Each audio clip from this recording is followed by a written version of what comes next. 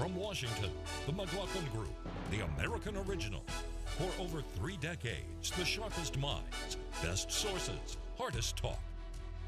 Hello, and welcome to another edition of the McLaughlin Group. I'm Tom Rogan. This week's familiar faces are Eleanor Cliff, Pat Buchanan, and Clarence Page. Our guest this week is Tiana Lowe of the Washington Examiner. We hope that you and your families are well. If any of your loved ones are unwell, you are in our thoughts. On that note, we shall go to issue 1, opening up. So we're going to show more cases because we're doing much more testing, double anybody else. Driving an economic contraction of 4.8% in the first quarter, the coronavirus continued to render havoc this week. But even as the nation passes the 1 million coronavirus cases mark, some states are reopening. Texas and Georgia are leading the charge here. Other states say the risks of opening too fast too soon make it likely a second wave of infections will occur. Pat, do you see the opening up that we've seen from certain states, Texas and Georgia, for example, and the countermanding attitude from other state governors as an indication that we are going to and should see a divergent approach between different states as to when and how they open up? Or do we need a federal one-size-fits-all here? We've just lost 61,000 Americans, on the way to 100,000 apparently. But the real number I think that's beginning to drive everything is 30 million American unemployed and 300 million Americans who are relying upon them for their livelihoods and incomes. I think the country is going to drive forward toward an opening up. And frankly, it's going to take the risk of that transmissibility of the disease to more and more Americans. I think we're past a certain point already. Eleanor. And Trumpian governors in Florida and Texas and Georgia, they talk a big game. I think polls are showing that 2 to 1, people are more concerned about opening up too fast than they are about opening up slowly. And how the president can have the gall to have his son-in-law announce yesterday that this has been a great success story for the administration, when, as Pat said, you have almost 61,000 dead in 60 days. You have over 1 million diagnosed cases in 60 days. This virus will continue to be with us, and I will repeat what I've said in every one of these shows. Testing, more testing, contact tracing, that we've got to scale that up on a national level. The White House has to lead. That's the only way people are going to resume normalcy, something resembling normalcy, with any kind of assurance that they could be safe. Tiana, isn't there a challenge here, though, that we have a situation in which the country is on a seemingly perpetual track, being asked to suffer, where, quite frankly, in terms of at least the fatalities and serious illnesses, this virus is not perhaps as catastrophic as some say? Yeah, I mean, if we look at different states that lock down, if you ignore the big hotspots, if you ignore New York, which is largely the fault of Bill de Blasio not shutting down the densest city in the country, if you compare all the states, not including Michigan, New York, whatnot, Texas has pretty similar rates to California. And mind you, California was a lot better governed than New York, so the fatalities are obviously low, and there was that fast intervention. But the point is that we got the original siphoning off of the people with coronavirus cases. We know it takes about 14 days to either resolve itself or become symptomatic.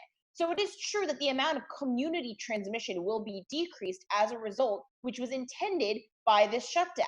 But now we already know that people are cautious. We know that people are wearing masks. We know that people are staying 6 feet away from each other. And most importantly, we also know that sunlight is quite literally the best disinfectant here. We know that coronavirus on a normal hard surface can survive for hours. In direct sunlight, it does kill it. Now, obviously, contrary to what President Trump was musing about, we don't need to inject sunlight or bleach or anything else within ourselves, but keeping clean surfaces and keeping people outside and separated does work. When people on social media are trying to shame families for going to parks, that's where you should be, as long as you're able to keep a distance from people. Okay, Clarence. Well, I think Tiana makes some good points. I'm probably a little more respectful of the virus than she is. I think that I wouldn't just throw open the gates to all of our parks, But at the same time, it is true that some areas of the country, certain areas of metropolitan areas, are safer to walk around in than other parts. I mean, walk around in without a mask.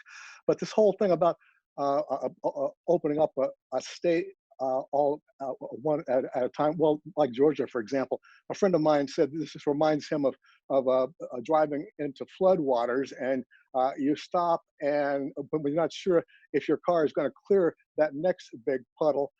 And you let somebody else drive through it before you do, because there's always somebody who says, "Oh, we can get through that." You know, I mean, I've been in that situation where I have watched people get stuck in the water, and better them than me, and we help them to get out. But this is the kind of thing that we were talking about now. The states that are the early opening states are going to be the guinea pigs for the rest of us to look and see, well, is this going to work or not? Pat. I think we're beginning to move in this direction of opening up, even though we know we've sustained 61,000 dead, and maybe it's going to be 100,000 by August. If you go back to the infamous Spanish flu, 675,000 Americans died in 1918, 1919. Did we shut down the country?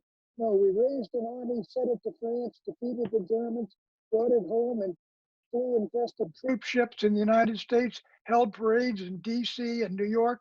Wilson went to Paris. In other words, the country, in effect, accepted the terrible fact that we're going to lose more and more folks to this virus, but we cannot shut down America. And the trend's going to be, Eleanor's right, maybe where it is now. The trend is going to be, open it up. We've got to go back to work. America can't, just hide behind in place forever. Eleanor. Nobody's advocating hiding in place forever. Nobody's advocating shutting the country down forever. We're talking about a few more weeks, and we're talking about opening gradually, and we're talking about, again, putting testing and contact tracing in place.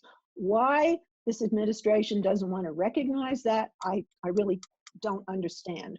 But that is the key. And the fact that they can declare that the success, when this has been one of the biggest fiascos in public health and governance, certainly in my memory. And this president is going to bear accountability for what's happening, and the poll numbers don't look good for him. And he's quite frantic about that. So they've now they're branding this, what, Operation, I don't know, full zoom ahead or something. They've got a brand name. I'm glad for that. They need to ramp up the testing and the contact tracing. Otherwise, we are flying blind as we try to open up. And the notion that you can confine an outbreak, say in Iowa, to a meatpacking plant when people who are sick have had many other contacts. And I can't get out of my head an image from a Duke University doctor a week or so ago who said it's like saying the kids are allowed to pee in one end of the pool and everybody else is safe in the pool. The virus goes everywhere. So I'm not saying shut things down. I think actually the governors, who again talk a big game, they're moving quite cautiously, and that's good. Clarence, is there, to borrow from Eleanor's anecdote, there is this sort of evolving argument, though, at least in some parts, some governors who would say, the pool, the only way we can really deal with this is trying to mitigate how much peeing is in the pool, but accepting that there will be some, and that the people need to be in the pool ultimately, that the gain of that is better than the cost of keeping everyone out. What say you? You remind me of the joys of early childhood education, but without going deeper into that, we're all in a big experiment. Let us not skip over lightly what Eleanor mentioned about testing. We don't have enough testing. I mean, President Trump said what, we've doubled our testing. Yeah, that got us up almost to 1%. I mean, compared to other industrial countries, it's just appalling. And it renders us helpless. It's like flying blind and deaf if you don't know who's carrying the virus, who is sick, how many. You got to have yardsticks and all just to measure if you're making any progress. unless you do that, that's just fundamental. And we're still in the process of trying to ramp up our testing here. Okay, all right. Vice President Pence, I just want to point out, Vice President Pence visited the Mayo Clinic this week, and he went there because Mayo wants to show off that they are doing 20,000 tests a day, both diagnostic and for antibodies, and their goal is to test everybody in Minnesota. The vice president goes there and refuses to put on a mask, which everybody else is wearing, and the story is all about that. The real story is the Mayo Clinic can scale up. This is a quality medical institution. Let's get them in the game. Look, we haven't got the tests. We ought to know it. We don't have the antibody test. We don't have the others. Okay, we've said that every single. We've got to deal with reality we've been dealt. We've got to play the hand we've been dealt. And the point is, America at this point is on the verge of saying we don't have it. We're going to be flying in the dark. We're going to be jumping in a pool where we don't know somebody did something at the other end. But that is the reality, and we have to deal with it. And we're going to do it. And I think we ought to bring in Tiana, who's been hogging the camera. Tiana, you get the concluding comment, okay? And then we'll go to issue 2. All right, look, I've been plenty critical of how the federal government handled this initially. You know, Trump bought the federal government a little bit of time with the China lockdown, and we know now what the CDC was doing, which is monopolizing the development of a treatment and a vaccine. They completely dropped the ball on testing, and ultimately the buck does stop with Trump because he is the leader of the executive branch. But let's be frank here: if you're looking at per capita deaths, Trump did not do any worse than Emmanuel Macron. He did better than Boris Johnson, and he did better than Italy. And everyone knows that we've done better than China because it's impossible to really do worse than China. So the fact is, I don't know what world leader really came out of this looking significantly stronger outside of, you have Jacinda Ardern of New Zealand, and also Taiwan did it well, but that's only because they didn't believe in the Chinese hogwash. So really, this is just a tragedy. All right. Well, maybe we'll find out it was the Swedish prime minister with their herd immunity that seems to be going quite well. Maybe. Issue 2, Biden's week. Think of what it would mean if we had a real president, not just somebody who plays one on TV. Hillary Clinton attacked President Trump's coronavirus leadership this week as she endorsed Joe Biden's campaign to replace him. But while Biden retains a national polling lead over President Trump, it's not all smooth sailing heading into the summer. After all, a former Senate staffer in Biden's office, Tara Reade, has accused Biden of sexual misconduct. Biden denies the accusation. Eleanor, how do you see this week playing out for Joe Biden? Obviously, he has the consolidation of the Democratic Party. There's been some olive branches, or many olive branches, to the Sanders crew. Hillary Clinton's behind him, and yet this allegation seems to be growing in media attention. Well, the New York Times and the Washington Post about 10 days ago did exhaustive investigations of Tara Reade's allegations of sexual assault against the former vice president. And they basically left it up to the reader to decide which side they're on. They basically said something seems to have happened between these two people. It may not have been exactly as Tara Reade describes. It was 27 years ago. There is no pattern of this kind of behavior with the former vice president. Normally, if these kinds of charges are made, you have this sort of period where you're waiting for the other shoes to drop. Where does this fit in the grand scheme of things against a president who has a number of women who've brought assault charges against him?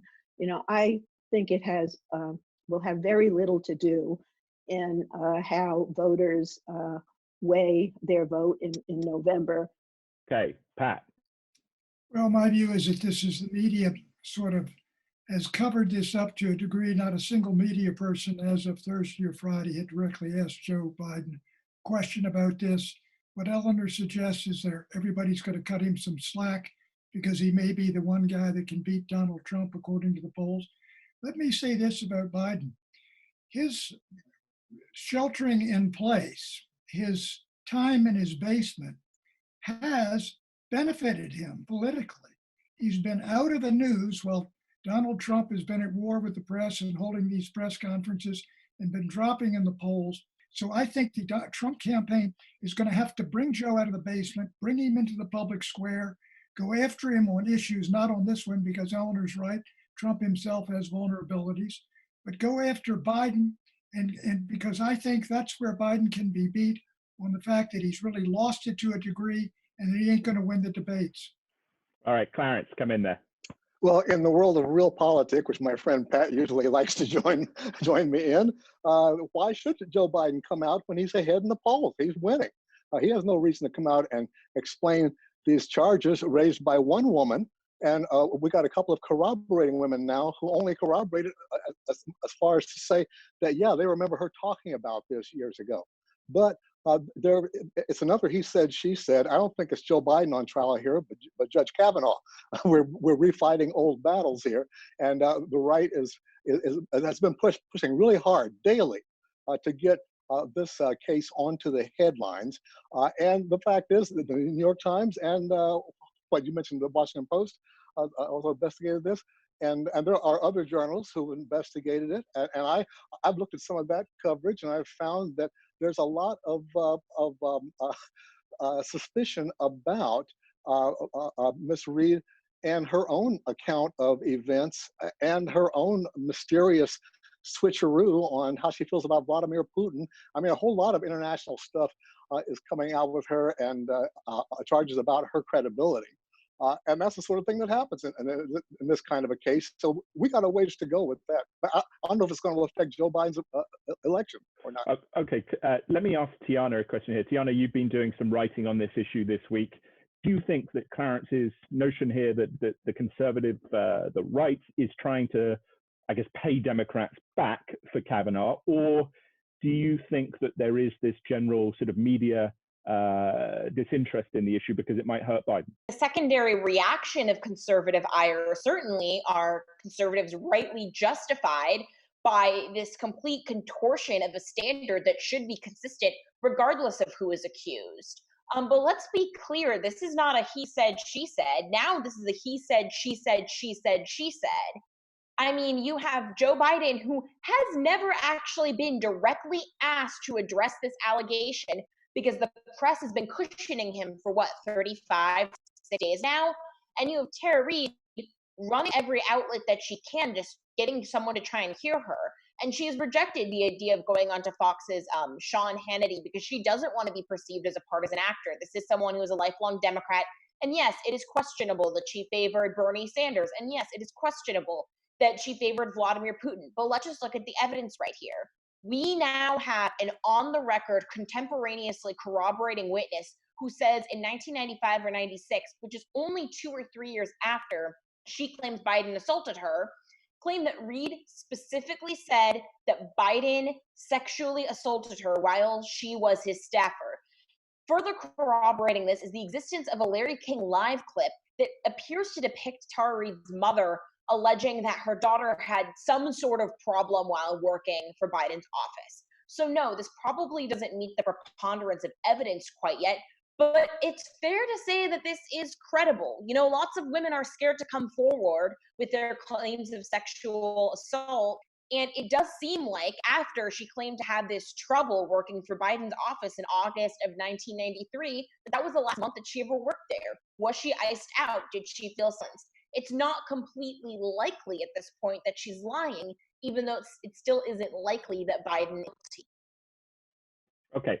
And my second question, Tiana, and then I'll come to you, Eleanor, and you can jump on this as well. But another issue this week has been the Justin Amash jumping into the race.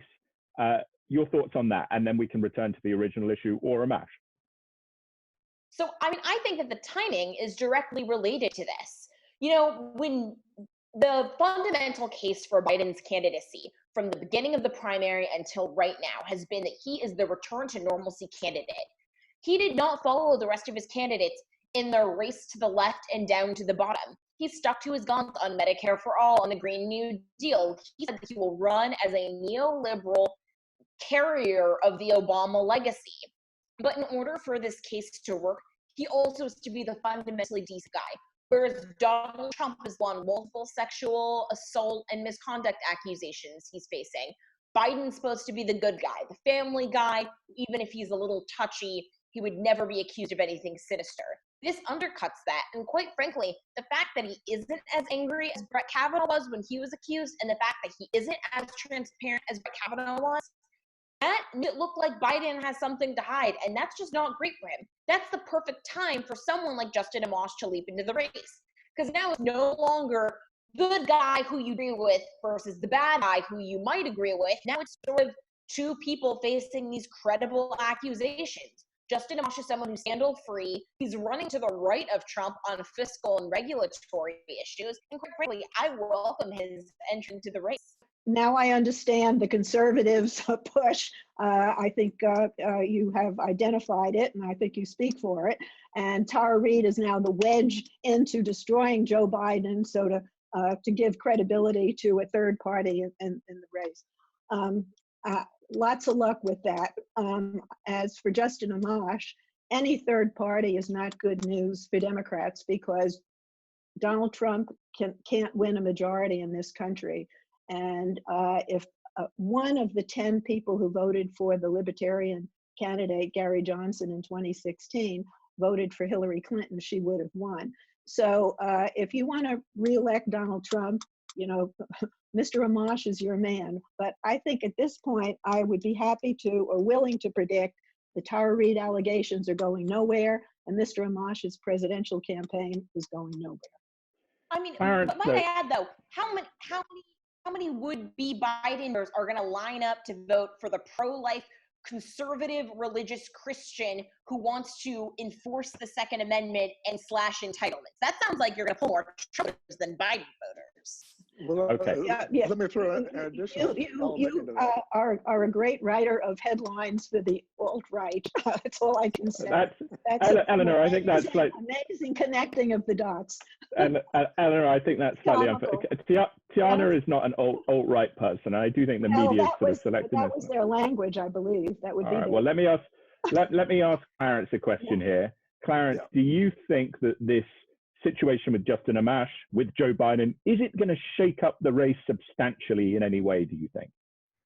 If Justin Amash had the power to shake up the race, he would have run for president, which is maybe what he should have done.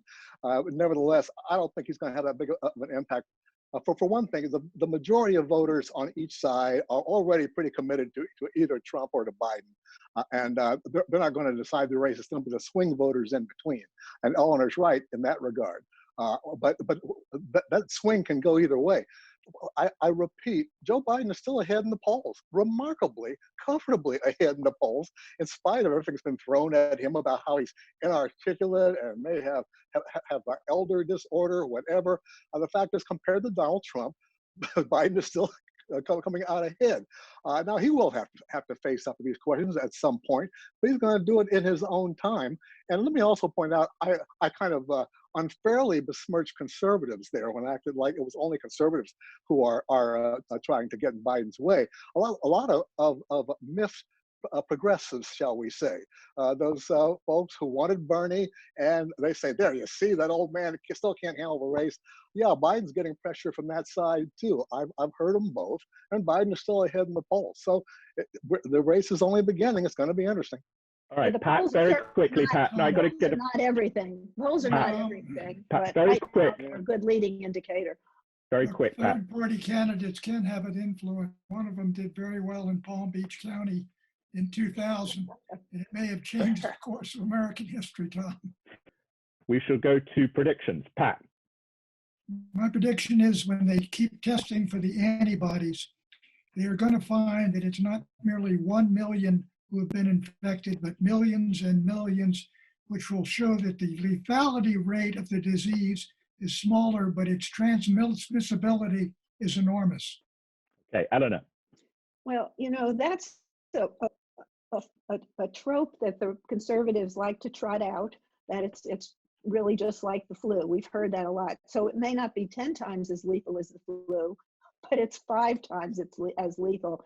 And it's going to be with us for the foreseeable future. So minimizing it, I think, is not a good re-election strategy for the president. So I want to predict the Democrats are going to take the Senate. They're going to win Maine, Colorado, North Carolina, and Arizona, and they're going to win the presidency. And president's mishandling of the pandemic will have a lot to do with the fact that he's not going to be able to win re-election. Okay, Tiana. I believe that if Joe Biden doesn't become more transparent with the press and with his voters about this Tara Reade allegation, it will backfire either on him or on the future of the Democratic Party in the exact same way that Bill Clinton's conduct later backfired against Democrats. You know, the fact that the media shied away from covering the Juanita Broaddrick rape allegation, that Trump was able to tout her out to deflect from the Access Hollywood tape, arguably gave him the rebound that helped win him the election. Clarence. I predict that unless there's some additional information that backs up, fills in the details on Tara Reade's story, we're going to see a replay of the confrontation that Donald Trump had back in 2016, where he brought out all the former accusers against Bill Clinton. In this case, if you match Biden's accuser versus the accusers of Donald Trump, you're going to need a very large studio. I predict that President Trump will bring about next significant new action to try and hold China to account for its coronavirus deceptions, and in this case for the president's effort to consolidate his own political position. Also, I want to say that Tiana Lowe is not a member of the alt-right and has never been a member and will never be a member.